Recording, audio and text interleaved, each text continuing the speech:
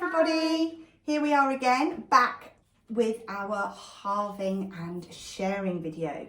So yesterday we talked about having an amount of objects, a quantity of objects, and thinking about how we might split them, halve them into two equal groups. So there is another way that we can look at halving, and that's about halving a shape.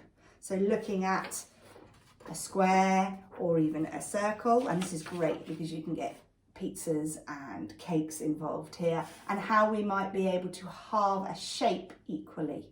Okay, so that it is the same on both sides. And this is a really nice one just to set your children off with some shapes, or get them to draw around some shapes with it and a pair of scissors, and then set them the challenge of making that shape split in half equally.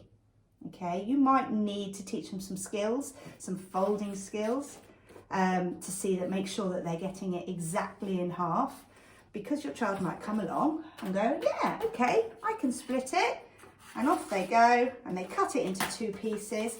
But then you need to have that conversation. If that was my piece of cake and that was your piece of cake, would that be fair? Yeah, would that be the same? Would that be the same? So you need to have that conversation about how can we make it the same.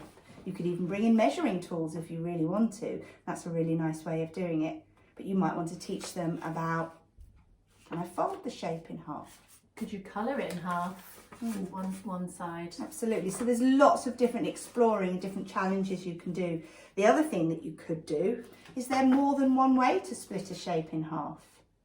I might split this cake, this lovely square cake that I've got, in half this way.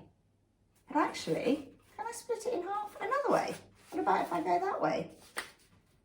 Now I've ended up splitting it into two triangles. But when I open it up, I've still got my square. So there's all sorts of investigation that you can do around halving shapes. Some shapes are very tricky to halve. Maybe start with the ones that you know can be halved, but then perhaps look at some other shapes that are a bit harder. You can always challenge your children that way.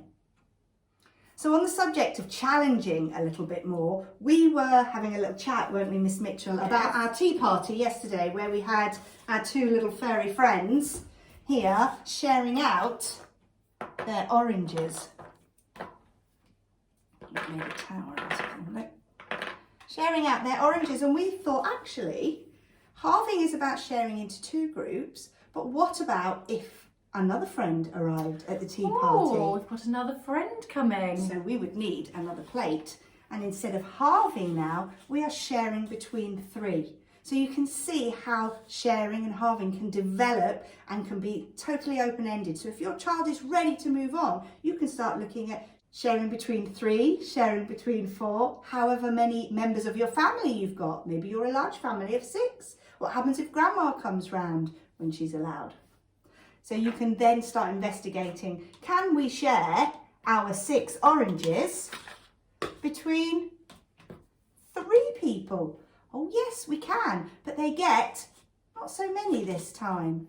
What happens if a 4th person comes along? Does that sharing work, and so on? So there's lots of different ways that you can take halving and sharing, isn't there, Miss Mitchell? Yes. Wonderful. Right, we'll let you get on with that one, and we'll see you again tomorrow. Bye. Bye.